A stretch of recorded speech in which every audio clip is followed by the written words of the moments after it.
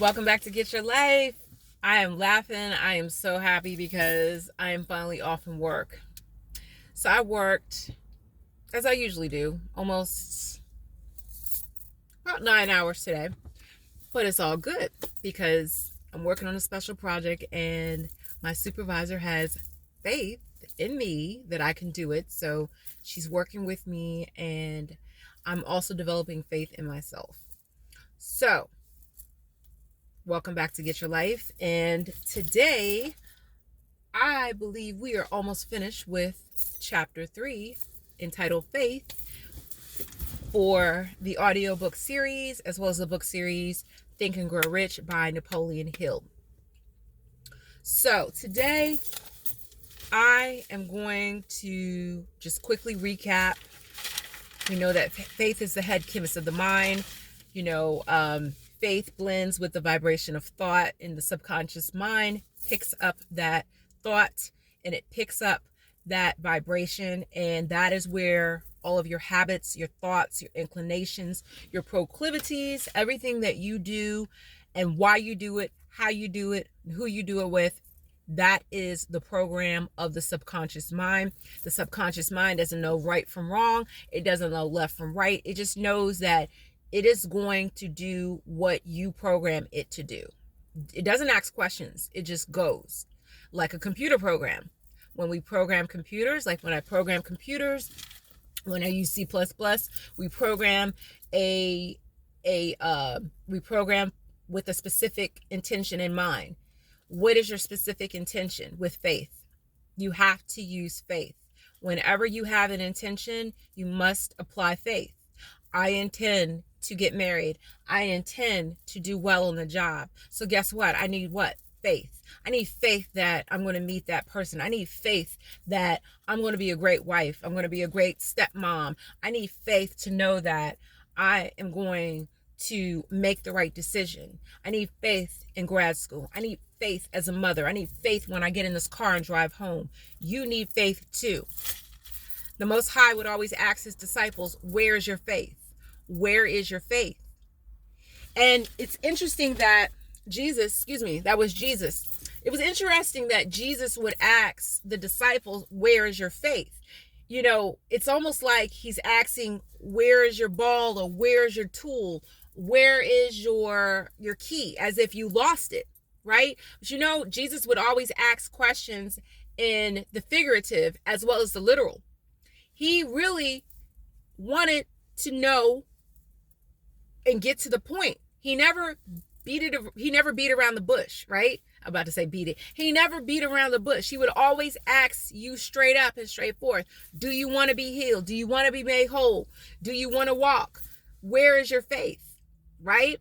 As if the disciples had it and threw it away. No, they never had it to begin with. So therefore, if Jesus is asking, where's your faith? That means that you need to develop it. And so again, developing your faith requires intention. It requires infinite intelligence. It requires autosuggestion. And we know that autosuggestion is nothing but a hypnotic, subconscious mindset. Autosuggestion is mind over matter. I know whatever happens, I'm going to be fine. I'm going to be well. You have to think it, see it, and believe it. Okay? And in the last video, we talked about how to develop faith. You have to convince your subconscious mind that you will believe, that you will receive. You have to convince yourself no matter what it looks like, because the Most High says we walk by faith, not by sight. That is 2 Corinthians 5:7. For we walk by what? Faith and not by sight. So when you look at everything you see, I'm looking around, things look dismal. I'm looking around. Doesn't look like I'm going to have enough money to do what I want to do. I'm looking around. I can't find the job I want. I'm looking around. I got this college degree and for some reason nobody wants to hire me. I'm looking around and I'm a single parent. It looks bleak. But guess what? Faith says you can supersede your situation. We walk by faith, not by sight. If you are a believer in the Most High God, you know that your vision is limited in this third dimensional experience, because we are what? We're spiritual beings first. We are spiritual beings first in a physical world. So we're already spirit filled, but we're walking it out in a physical third dimensional experience. So that is why you have to rely on your faith. Because if you look around and see things, everything looks a little dismal. Not everything, but there are a lot of things in this existence that will make you not believe. And it's just a fact. You might have a fabulous life, but you still need faith. You still need faith. And those who do have fabulous lives, or things are going their way, you still will need a level of faith no matter what. When you get in your car and drive, you need faith. Because there's people out here on the roads who don't care anything about you when they drive. So, with that being said, let's jump right into this video. We are what we are because of the vibrations of thought, which we pick up to register through the stimuli of our daily environment. What is your daily environment like? What is your daily environment like? Because your environment can also dictate how you think. Your environment can also dictate how you think, how you feel, and how you respond. But it's up to you. It is up to you. If you are in a toxic environment, if you're in an environment that's negative, it's up to you to use your faith, because your faith is the only thing that's going to get you out of that negative environment. You might be in a great environment, but you might have negative environment up here. See, environments are not just physical. Environments are spiritual as well as mental. Your faith or your belief is the element which determines the action of your subconscious mind. Okay, so real quick, our subconscious mind versus our conscious. So your subconscious mind influences your conscious mind. Your subconscious mind, again, I always point back here because I say this is the computer, which is the CPU. The monitor, this is your monitor. Your monitor doesn't have the program. The monitor is just the screen where everything plays out. But the CPU is the program. The CPU is the actual computer. That's what makes the computer work. Your subconscious is what makes you work. Your subconscious is what makes you do what you do. So the subconscious it doesn't run off of reasoning. So it does not reason, okay? It's not logical, but your subconscious runs off of habit, routine. There is no filters.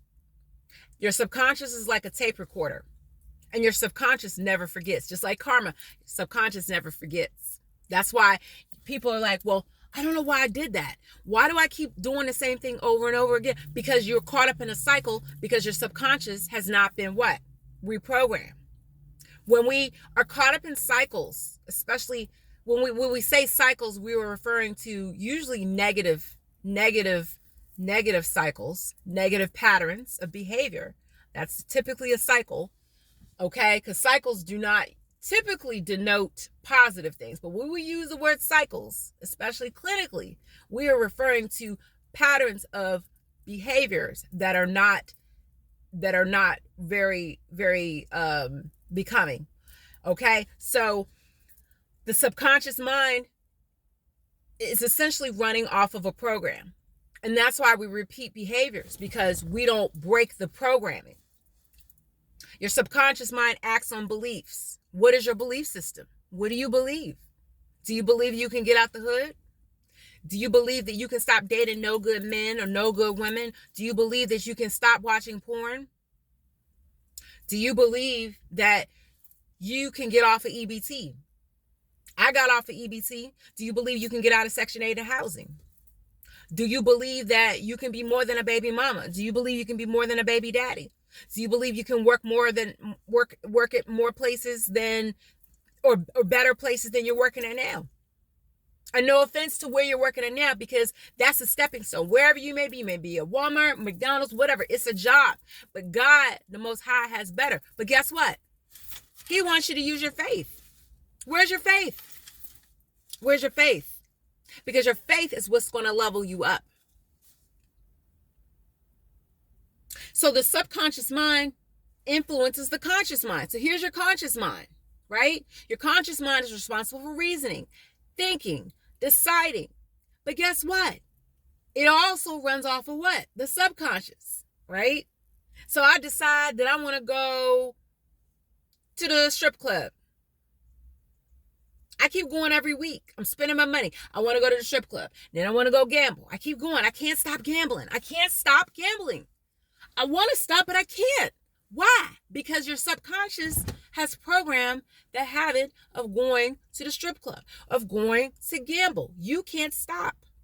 You want a lick. You hit a lick. You hit 1,000. You hit 10,000. You hit 20,000. Now you can't stop going because it's a habit. It's a cycle, right? So, faith, let's go back to faith. Faith removes limitations. So if you have limitations, that's okay. We all have limitations in our minds. You don't have to stay there. But that's going to require the work of the subconscious. You have to reprogram it. Why do I keep doing what I do? Why do I keep going and gamble? Why do I keep sleeping around? Why do I keep messing with no good men, no good women? Why? Why? Your subconscious is why. But you also have to have faith. If you don't have faith, none of this matters. Nothing matters. Nothing will change without faith. You need faith because faith is what? Your belief system. We are what we are because of what? The vibrations of thoughts in our minds. Thoughts are things. Think healthy thoughts. It's hard, yes, but you can do it. You can do it. I might have to pick this video up and touch more on what I want to touch on. But as I close, I was doing a little bit of research about faith, right? So faith in the Greek is the word pistis. Pistis is a Greek word which means to persuade. So when you have faith, what? You are persuading your subconscious mind that everything's going to be okay. I don't know how I'm going to pay my rent, but everything's going to be okay. There is a solution to that because there were times I couldn't pay my rent. There was times that I was overdrawing my account, but God made a way for me. The Most High made a way because I prayed. I believed. I said, I know there's something greater than this. I know that He has more. I know that I can do this. I know that there is better than this situation. And He made a way. It didn't happen overnight. Don't let me get me to lie. Nothing happens overnight. That's why faith is something people either they don't have or they have it. Once you have it, you work it, you develop it. You stay in contact with it. You develop it. You keep at it. You apply it. It's a tool. That's why the Most High said, where is your faith? Your faith is your tool. Use it. To persuade. You persuade your subconscious mind. Okay, I'm going to stop going to the strip club. I'm going to stop gambling. I'm going to stop sleeping around. I'm going to stop sleeping with married men. I'm going to stop sleeping with married women. You can do it. I'm going to make all A's in school. I'm going to get a scholarship and I'm going to get out the hood. I'm going to get out the ghetto. I'm going to get out of McDonald's and stop going there. I'm going to stop. Just stop. Have faith. Be persuaded. That's what we say when we're growing up in church. Being persuaded. You got to be persuaded that whatever is going to happen is going to be well. It don't matter how it looks. Stop looking at how it looks because that is what is going to get you discouraged and depressed. Stop looking at it. Here's the best part to describe faith. It is the opposite of sight. It's the opposite. So if you're looking at something, that's not it. If you look, he ain't it. That's not your husband. He looks good, but ain't your husband. And that's not your wife either.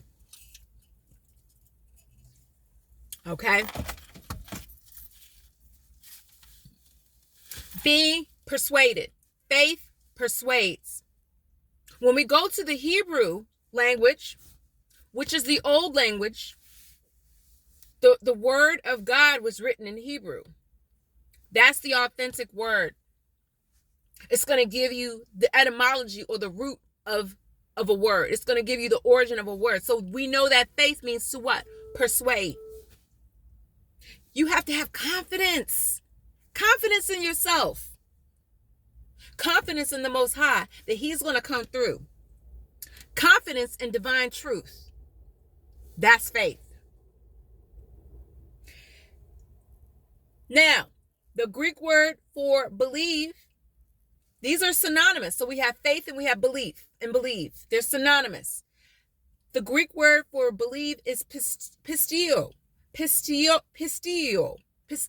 Sorry, I'm probably pronouncing it wrong, but the Greek word for believe is pistio, and that means faith, to give credit to, a mental persuasion, which goes back to your subconscious, and to be of opinion, to be entrusted with. What are you entrusting your feelings with?